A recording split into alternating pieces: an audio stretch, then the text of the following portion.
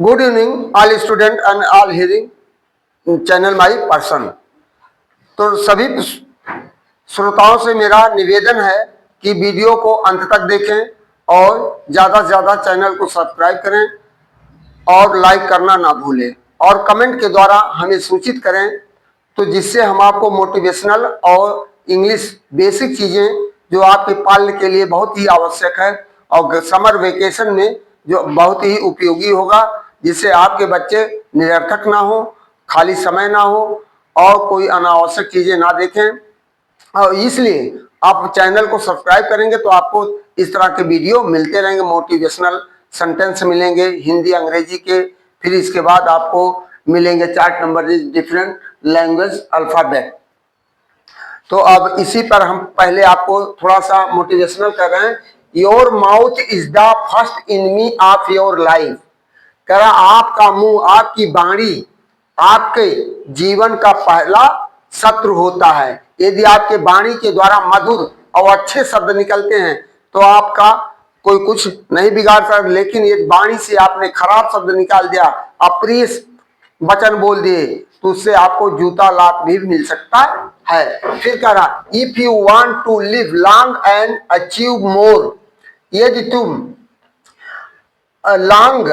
लंबी उपलब्धियों पर पहुंचना चाहते हो, close it and think twice before opening it. यानी अपना कहने का भाव है अपना मुंह खोलने से पहले उसके बारे में विचार करें और सोचे हमें क्या सही शब्द या क्या गलत शब्द बोलना चाहिए, अगले को कैसा लगता है या नहीं लगता, इस तरह सोचना चाहिए। दूसरा, time decide who you meet in life.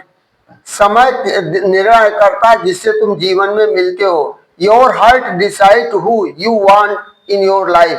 और आपका हृदय निर्णय करता है जिसे आप अपने जीवन में चाहते हैं। Your behaviour decide who stay in life. और आपका आचरण और स्वभाव यह निर्णय करता है जो आपके जीवन में टिके रहें। और तीसरा है, रास्ते पर गति की सीमा है। रास्ते पर किसकी सीमा है? गति की। और परीक्षा में समय की सीमा है, परंतु हमारे सोच की कोई सीमा नहीं है। इसलिए सदैव अच्छा सोचें और अच्छा पाएं। फिर चौथा कोटेशन हमारा है, गुस्सा और आंधी दोनों एक समान होते हैं। गुस्सा और आंधी दोनों एक समान होते हैं। शांत होने के बाद पता चलता है कि नुकसान कितना हुआ। गुस्सा और आंधी एक समान होते हैं, जब ये शांत होता तो पता चलता है कितना नुकसान हुआ। और पांचवा है, यादों के पन्नों से भरी है यह जिंदगी। यादों के पन्नों से भरी है यह जिंदगी, सुख और दुख की पहेली है जिंदगी। कभी अकेले बैठकर विचार करके तो देखो, कभी अकेले बैठ करके विचार करके तो देखो, संबंधों के बगैर अधूरी है जिंदगी। संबंधों के बगैर अधूरी है जिंदगी। इसी तरह एक और है, प्यास लगती है तो पनघट की याद आती है।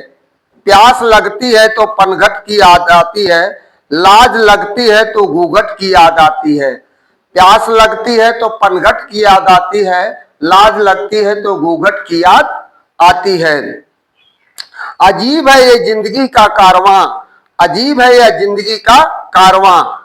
कस उम्र ढल जाने पर मरघट की याद आती है। उम्र ढल जाने पर मरघट की याद आती है। इसी तरह हम रोज जो हमारे यहाँ बच्चों को मोटिवेशनल सॉन्ग या 6 अप्रैल को होने वाले कार्यक्रमों के लिए आपको हम संगीत के माध्यम से एक, तो इसी के साथ हम एक छोटा सा गजल आप लोगों के सामने प्रस्तुत कर रहे हैं।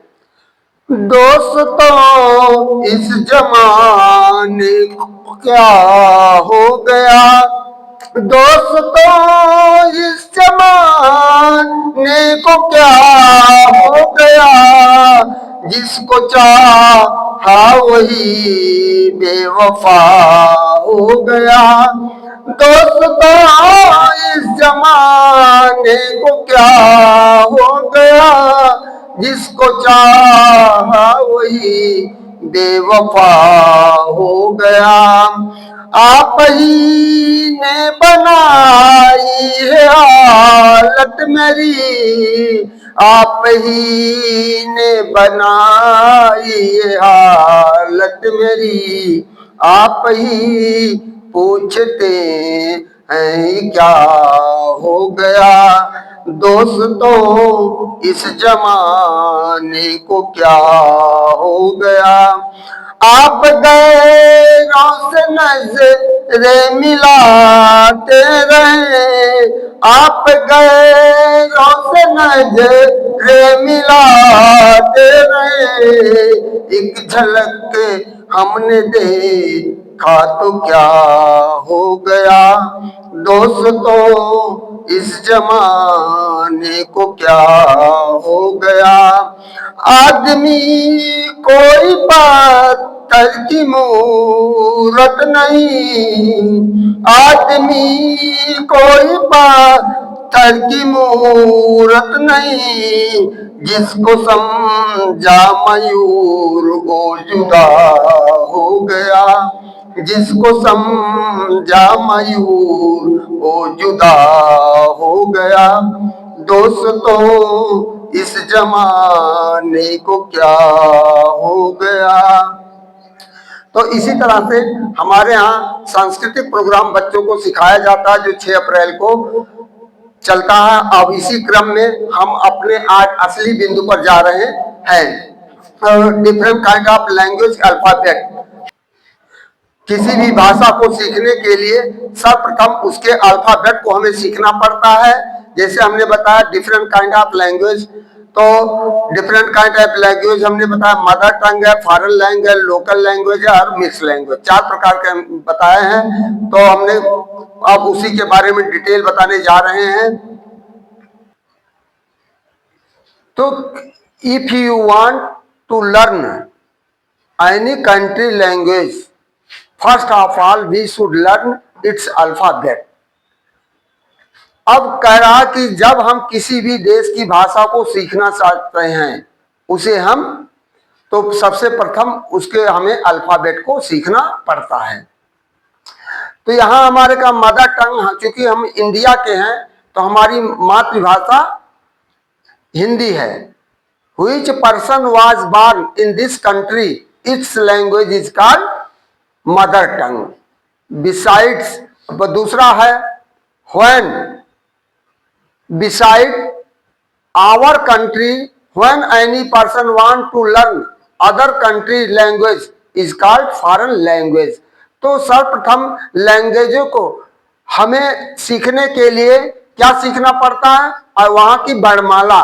जैसे आप हिंदी वर्णमाला सीखते हैं या हिंदी में, तो उसमें हिंदी वर्णमाला में कुल 52 अक्षर होते हैं, जिसमें 11 स्वर और 41 व्यंजन होते हैं। तो स्वर और व्यंजन के सहयोग से ही शब्द बनाए जाते हैं। इंग्लिश में 26 होते हैं, 5 वावेल होते हैं और 21 कॉन्सोनेंट होते हैं। यहाँ उर्दू है 39 है, 13 अतिरिक्त वर्ण होते हैं, जो कुल मिलाकर के 52 होते हैं।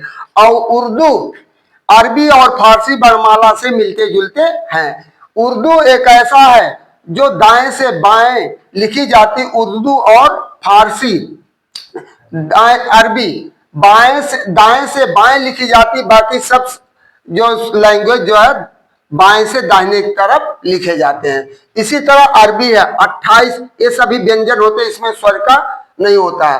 फारसी इसमें भी 32 होते हैं और जापानी 108 होते हैं, जिसे हीरा गाना 46 होता है और कटा गाना 46 होता है और 16 अतिरिक्त वर्ण होते हैं। तुर्की में 29 होते हैं और 8 स्वर होते हैं, 21 व्यंजन होते हैं।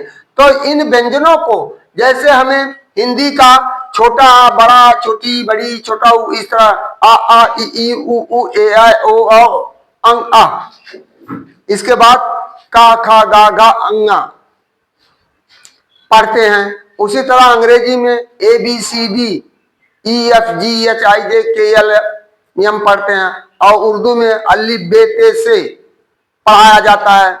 इसके बाद तब वो अब मात्रा लगाई जाती है।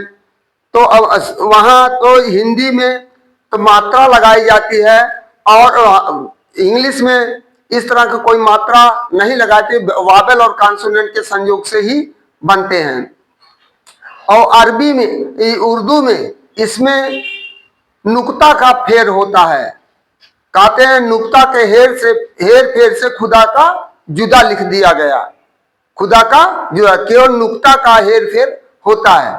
तो मेरा सभी श्रोताओं से अनुरोध है कि वहां की, यदि आप किसी भी देश की वर्णमाला को जब तक नहीं सीख पाएंगे तो आप उस देश का भाषा नहीं सीख पाएंगे। इसलिए सर्वप्रथम आपको उसके देश की वर्णमाला को सीखना पड़ता है, तब आप उसके, जैसे बच्चा LKG नर्सरी में जब जाता है तो उसको पहले उसका वर्णमाला ही सिखाया जाता है। इसके बाद एक से दो शब्द मिला, एक अक्षर दो अक्षर मिला करके, जिसे कल, फल, नल, जल, इस तरह पढ़ाया जाता है। अंग्रेजी में cat, bat, rat, mat, hat, इस तरह पढ़ाया जाता है। तो छोटे छोटे के जब पढ़ाया जाता तो बच्चा आगे चल करके धीरे धीरे अपने को जान लेता है। तो कहने का भाव मेरे ये है, जब नींव आधार कमजोर होती है तो छत मजबूती से लादा नहीं जा सकता। तो मेरा सभी श्रोताओं से निवेदन है कि बेसिक चीज अपने बच्चों को जरूर जानकारी दिलवाइए, जिससे उसको आगे चलकर कोई परेशानियां ना हो। कल की टॉपिक है हमारा होगा लेटर क्या है। लेटर तो हम डिफिनेशन है, letter is the smallest unit of any language.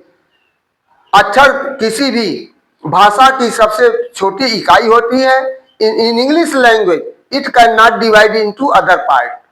तो अक्षर अंग्रेजी भाषा में नहीं डिवाइड किया जा सकता, लेकिन हिंदी में और संस्कृत में वहाँ आधा चा का पा हलंत लगता है, संस्कृत में हलंत लगता है, और यहाँ हिंदी में चंद्रबिंदी अंक बिंदी लगते हैं, आधा का आधा पा हो गया। लेकिन अंग्रेजी में ऐसा कोई आधा सी आधा चा यच नहीं लिखा जाता है। तो इन्हीं शब्दों के साथ मैं आप लोगों से निवेदन करता हूं, इन्हीं शब्दों के साथ मैं आप लोगों से पुनः निवेदन करता हूं कि आने वाले समय के लिए आप विशेष अपने बच्चों के समर वेकेशन का ध्यान देते हुए, बच्चे आपके निरर्थक ना बैठे, उनको कुछ ना कुछ नई जानकारियां मिलती रहे। जैसे कि जून 2024 में सुनीता विलियम अंतरिक्ष में गई, 9 महीना 14 दिन के अथक प्रयास से, बताइए, जो वहां अंतरिक्ष में 9 महीना 14 दिन अकेले रहे, और यहाँ काफी लोग दुआ कर रहे थे कि सुनीता विलियम सही सलामत हमारे देश में लैंडिंग कर जाए। और जो अंतरिक्ष में कल यहाँ 3 बजे वह लैंड कर गई, यानी पूरा देश उनके लिए दुआएं कर रहा था कि सकुशल लौट आए, और लौट आई। अमेरिका के सहयोग से प्रधानमंत्री ने बहुत रिक्वेस्ट किया इसरो से, तो सकुशल वापस आ गई। तो आज बड़े तेजी के साथ हर जगह धूमधाम से मनाया गया उनके आने का उत्सव। तो हमारा सभी श्रोताओं से अनुरोध है कि इस तरह की जानकारियां आप लेते रहें, हम आपको देते रहेंगे, लेकिन तब जब हमारे चैनल को आप सब्सक्राइब करेंगे, वीडियो को अंत तक देखेंगे। इन्हीं शब्दों के साथ हम आपसे अब अपने वाणी पर विराम लगाते हुए आपसे गुड इवनिंग, थैंक यू, अलविदा।